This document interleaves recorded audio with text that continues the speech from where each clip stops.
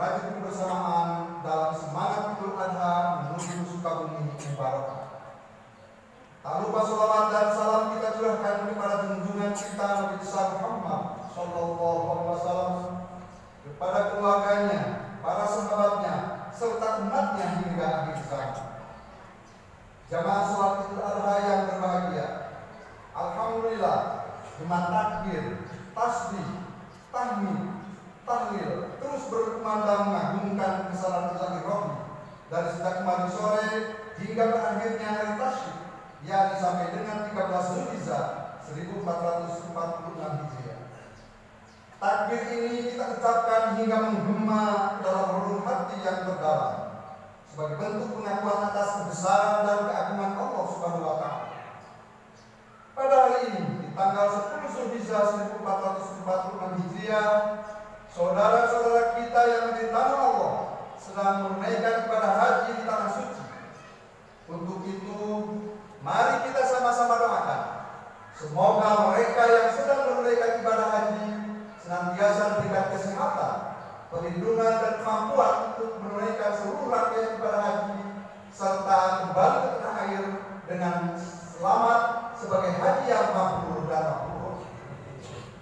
Di hari Idul Adha ini juga semua umat muslim di seluruh penjuru dunia sedang merayakan hari yang dimuliakan oleh Allah Subhanahu wa Ta'ala dengan penuh sukacita, diiringi semangat berkurban dan pembuktian harapan untuk ampunan dan keteguhan dalam beriman.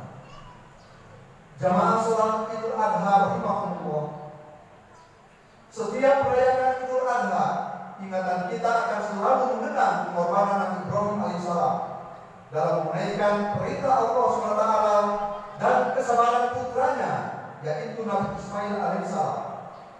Sebuah perintah yang hanya bisa dilaksanakan oleh orang-orang yang mampu menempuh derajat ketakwaan yang sempurna. Bagi kita umat Islam, tentu harus bersyukur betapa Allah telah memberikan kemudahan bagi kita untuk berkurban. Allah SWT berfirman dalam surat As-Saffat ayat 107 yang artinya, dan kami tebus anak itu dengan sembelihan yang lebih besar. Tentu saja dengan kemudahan dan keringanan yang telah Allah berikan, selayaknya kita bersyukur dan mampu berkurban. Perintah berkurban merupakan sebuah ujian bagi hamba-hambanya sebagai bentuk ketakwaan dan rasa syukur atas segala nikmatnya yang tak terhingga. Sebuah ujian, apakah kita mampu mengorbankan sedikit saja dari begitu besar nikmat Allah yang telah kita peroleh. Keikhlasan berkurban merupakan wujud kecintaan dan ketakwaan kita kepada Allah Subhanahu wa Ta'ala.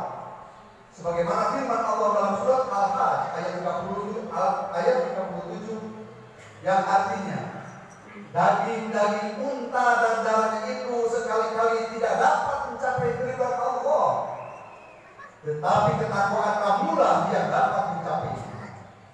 Demikianlah Allah telah merundukkannya untuk kamu, supaya kamu mengagungkan Allah terhadap hidayahnya kepada kamu, dan berilah kabar gembira kepada orang-orang yang berbuat baik. Sekalipun perintah Allah sangat jelas dan tegas, namun cukup banyak umatnya yang tidak bersyukur atas nikmat Allah yang begitu besar.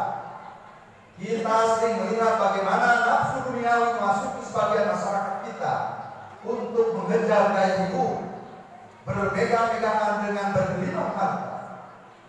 Sesungguhnya perbuatan itu semakin menjauhkan kita dari ajaran agama. Keserakahan dan bermegah-megahan akan menjadikan kita ghaflah atau lalai dalam beribadah kepada Allah SWT. Amanah yang dititipkan justru dihadapi karena diperbudak oleh nafsu materialisme. Padahal kita tahu di luar sana banyak saudara-saudara kita yang mengalami kesulitan pasca bencana yang bertubi-tubi. Sesuai tema merajut kebersamaan dalam semangat Idul Adha menuju Sukabumi yang barokah. Pada momentum ini, saya mengajak kepada kita semua untuk memperkuat kebersamaan, meningkatkan rasa kepedulian terhadap mereka, saudara-saudara kita yang mengalami kesulitan, baik dengan memberikan dukungan moral maupun materi. Bersama-sama kita ikhtiar bangkit mewujudkan masyarakat yang sejahtera lahir dan batin menuju Sukabumi Mubarak. Jamaah sholat Idul Adha yang berbahagia, pada kesempatan baik ini saya sampaikan beberapa hal penting untuk diperhatikan dalam menyikapi terkait Idul Adha. Pertama, senantiasa menjaga keimanan dan ketakwaan kita dengan menjadikan pengorbanan Nabi Ibrahim alaihissalam sebagai contoh dan tauladan. Kedua, menjadikan perayaan Idul Adha sebagai momentum peningkatan kepekaan dan kepedulian sosial, mewujudkan kasih sayang terhadap sesama. Dan ketiga, menjauhkan diri dari nafsu duniawi secara berlebihan yang hanya akan menjerumuskan kita dan keluarga dalam kelalaian kepada Allah Subhanahu wa Ta'ala.